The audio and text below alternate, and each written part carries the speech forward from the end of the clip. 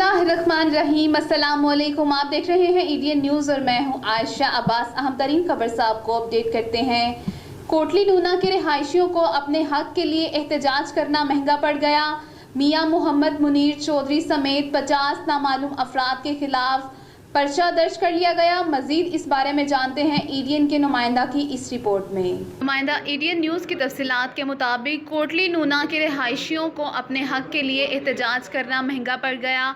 मियां मोहम्मद मुनीर चौधरी समेत 50 नामालूम अफराद के खिलाफ पर्चा दर्ज कर लिया गया।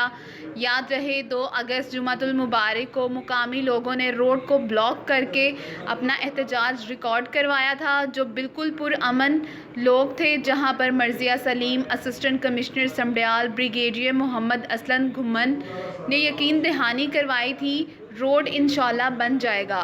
ठीक 10 दिन बाद ये शुरू हो जाएगा। मुकामी लोगों ने इनका एहतराम करते हुए पुरअमन तौर पर रास्ता खोल दिया, जिसका सिला इन्हें FIR काट कर दिया गया। नुमाइंदा ईडीएन न्यूज़।